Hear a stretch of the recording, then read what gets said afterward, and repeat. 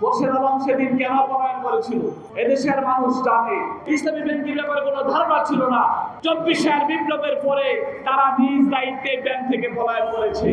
সাংবাদিক বন্ধুগণ, আপনারা জানেন 24 বিপ্লবের পরে বাংলাদেশ ব্যাংক থেকে যারা পলায়ন করেছিল তাদের মধ্যে অন্যতম একজন হচ্ছে খোরশেদ আলম। খোরশেদ আলম সেদিন কেন পলায়ন করেছিল এদেশের মানুষ জানে। একটা প্রবাদ বাক্য রয়েছে, ঠাকুর ঘরে কেড়ে কলা খাই না।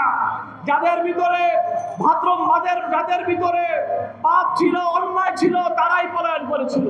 ঢাকা বাইতুল মুকাররমের খতিব অন্যায় করেছিল, সে সাজ্জায় পলায়ন করেছিল। যারা এই অন্যায়ের সাথে জড়িত ছিল, ফ্যাসিস্টের দোষর ছিল, তারাই পলায়ন করেছিল সেদিন।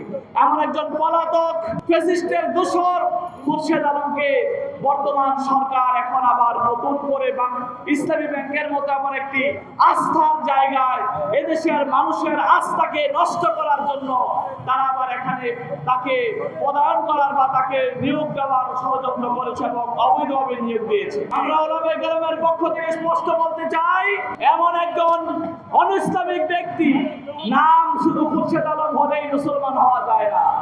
আমরা সকলে জানি নাম দিয়ে যদি মুসলমান হওয়া যেত তাহলে নবী মুহাম্মদ সাল্লাল্লাহু আলাইহি ওয়াসাল্লামকে যে পাথর মেরেছে তার নাম ছিল আব্দুল্লাহ, তাহলে সেই আব্দুল্লাহ কিন্তু মুসলমান নয়। আলী রাদিয়াল্লাহু আনহুকে যে হত্যা করেছিল তার নাম ছিল আব্দুল্লাহ, সেই আব্দুল্লাহ কিন্তু ইহুদি ছিল। এজন্য খোরশেদ আলম মুসলমানের নাম হলেই তিনি ইসলাম গ্রহণ করেন, এটা আমরা বিশ্বাস করি না।